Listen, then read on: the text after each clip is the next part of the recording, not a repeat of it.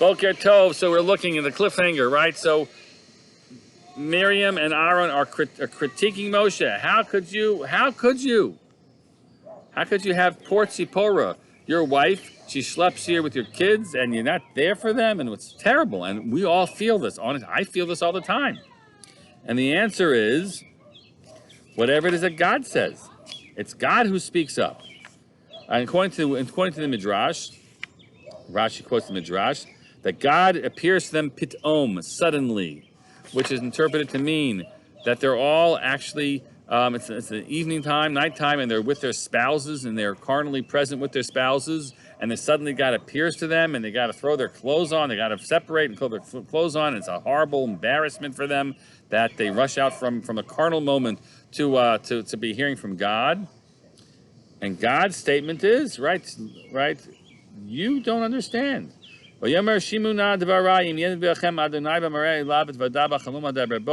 folks, regular prophets have a certain experience of me. We'll just leave it at that, right? That's how amongst you two are prophets too. Yeah, what you have is one thing.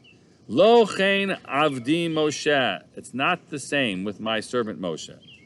B'chol beiti ne'emanhu, in all of my house, he is the trustworthy one. Pe'el pe'el daberbo. I speak to him mouth to mouth. Right, I have real conversation, not through some vague prophetic thing, and some type of vision that he can have. He actually can see the visage of God, whatever that means. Why aren't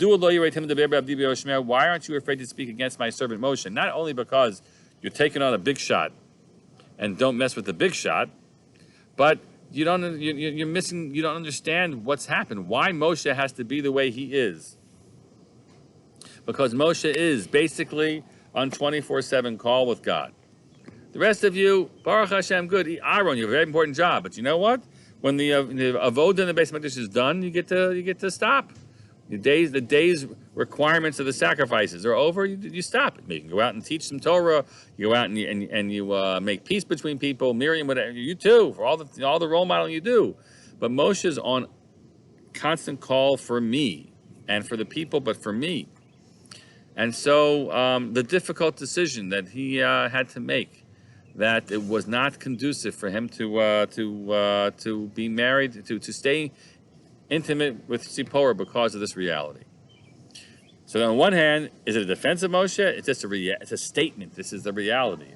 At the very same moment, the takeaway is, unless you're a Moshe Rabbeinu, this is not acceptable. And the time that we are meant to have for one another as spouses, however important our jobs are, is the most significant thing. Moshe will be the exception to the rule. The rest of us, halavai, we should be like Miriam and Tzipporah, Miriam and Aaron.